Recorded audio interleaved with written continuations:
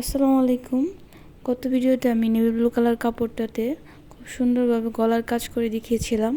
আমি ঠিক সেমভাবেই একইভাবে নিচের পাড়ের মধ্যেই কাজটা করে নিয়েছি এবং মাঝখানে এভাবে লম্বালম্বি করে গলা থেকে পাড় পর্যন্ত একটা পাশপাট দিয়ে নামিয়ে নিয়েছি। এখন আমি মাঝখানে যে ফাঁকা জায়গাটা রয়েছে সেখানে বোটা ডাইস দিয়ে কাজ করে নেব, একটা ফুল এবং একটা পাতার সাহায্যে। এখানে আমি যে দুইটা রং ব্যবহার করেছি, দুইটা রঙই হোয়াইট পেস্ট দিয়ে তৈরি করে নিয়েছি, কারণ আমার কাপড়টা খুবই গাঢ় কালার কাপড়। গাঢ় কালার কাপড়ের মধ্যে অবশ্যই হোয়াইট পেস্ট দিয়ে কাজ করে নিতে হয়।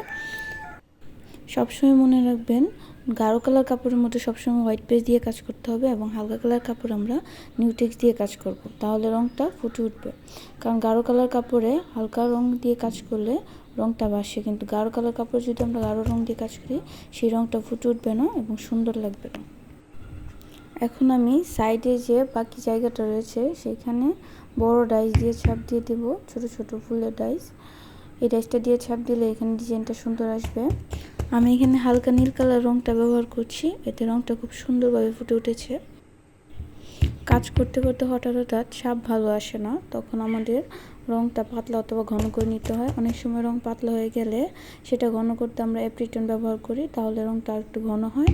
এবং যদি রং বেশি ঘন হয়ে যায় তাহলে আমরা সেখানে বাইন্ডার দিয়ে রঙটাকে পাতলা করে নিই, তাহলে রঙের ছাপটা সুন্দর আসে। এই তো আমার জামার কাজটা করা শেষ। একইভাবে আমি হাতের কাজটাও করে নিয়েছি এবং পায়জামার কাপড়ে জলছাপ দিয়ে কাজ করে নিয়েছি, ওড়নাতেও জলছাপ দিয়েছি এবং সাইডে দিয়েছি পাশপাড়ের সেই জামার কাজটা।